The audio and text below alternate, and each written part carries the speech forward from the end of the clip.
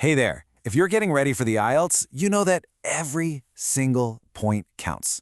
Today, we're going to talk about one of the sneakiest ways people lose points, really common English tense errors. So let's jump in and look at a few super simple fixes that can make a huge difference in your score. So let me just ask you this straight up.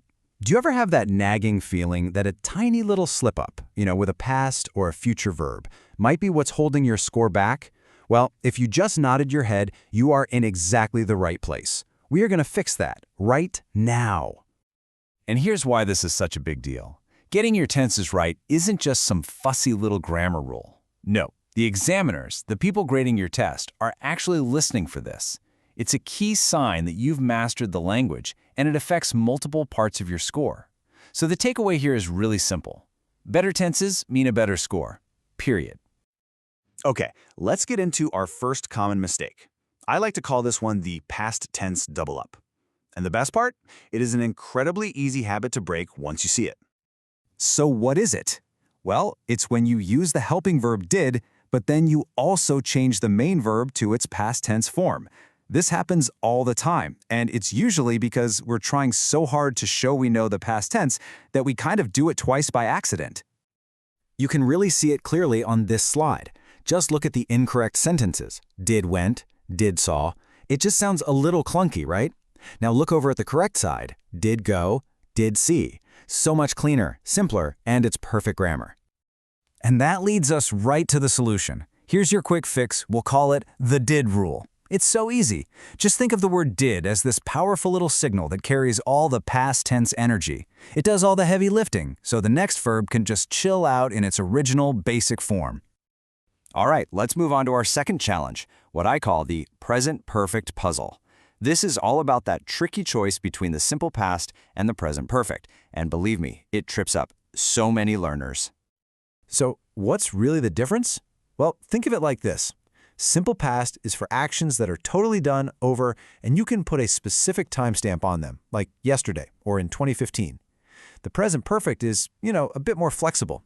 The action happened, but we don't know or care exactly when, or it has some kind of result that's affecting us right now.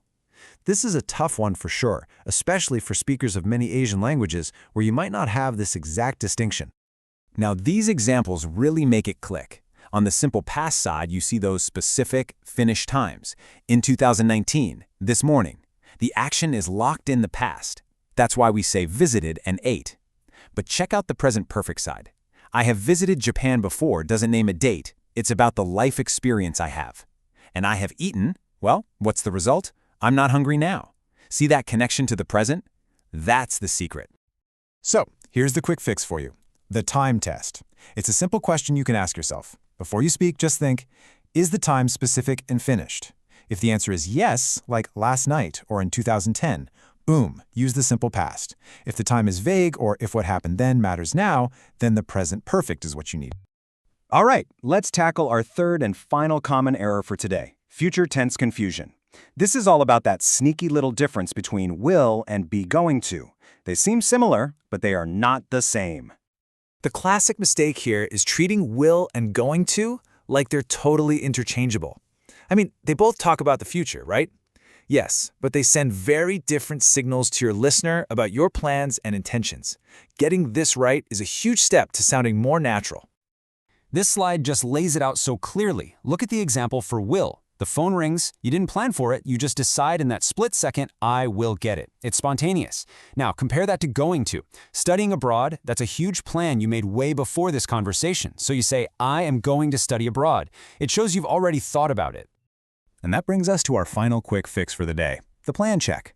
It's another super simple mental question. Before you talk about the future, just ask yourself, did I make this plan before this moment? If the answer is yes, use going to. If you literally just decided as the words are coming out of your mouth, use will. It's that easy. Okay, so we've just broken down 3 really big tense mistakes, and more importantly, how to fix them. So now let's put everything together into one handy toolkit you can use for your final review.